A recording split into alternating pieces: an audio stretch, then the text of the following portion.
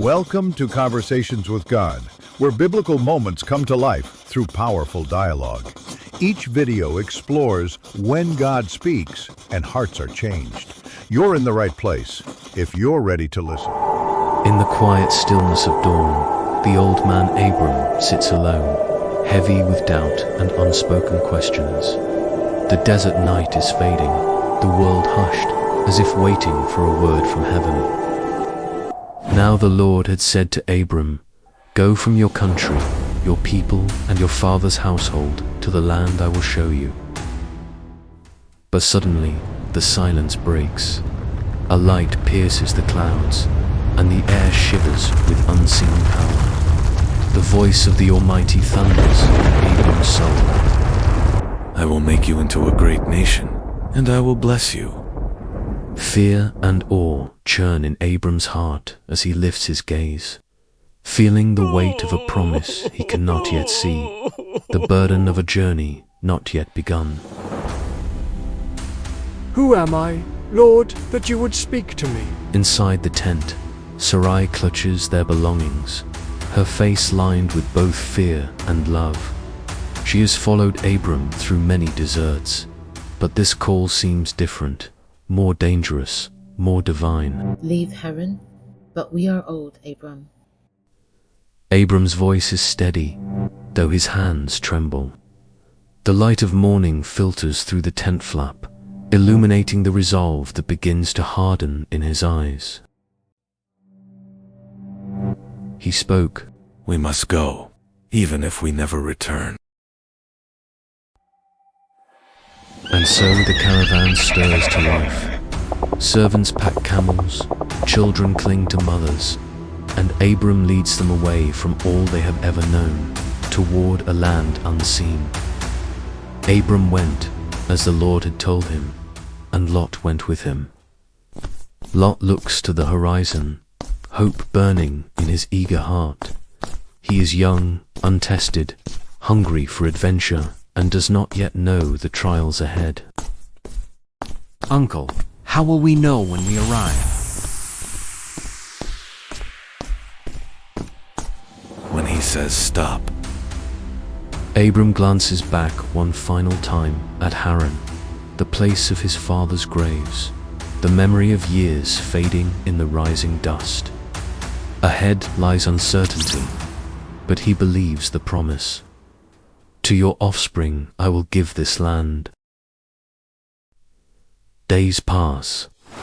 The sun scorches them by day, the cold grips them by night, and finally they crest a ridge to see the land of Canaan spread beneath them, green and wide and filled with unknown peoples.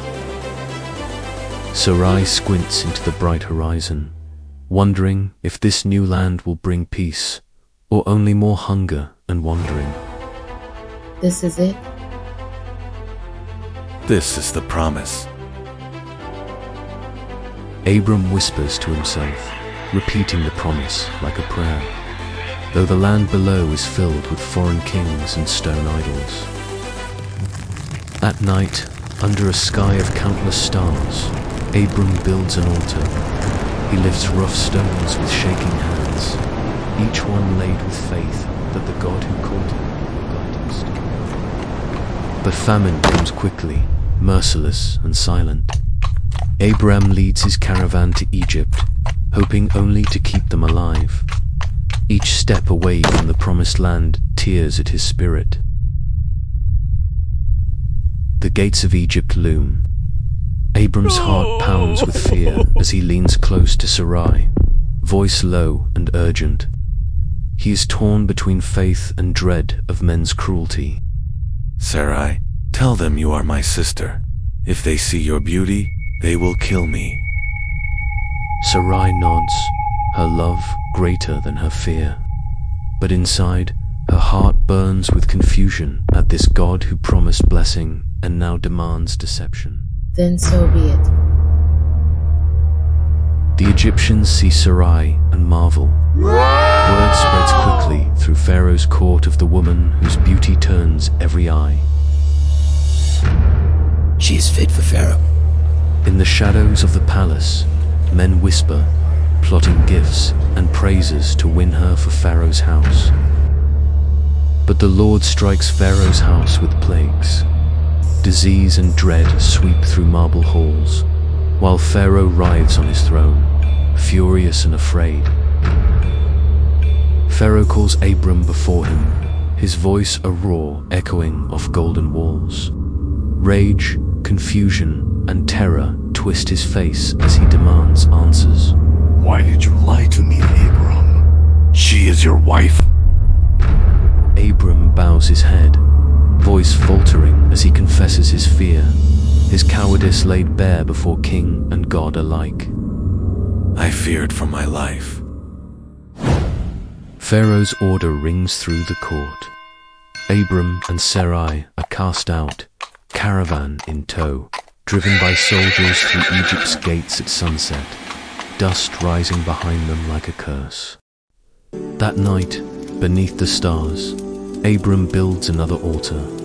He speaks the promise into the silence, heartbroken yet unyielding, as the fire crackles and the heavens watch in silence. Remember, when God sets you apart, isolation isn't punishment, it's preparation.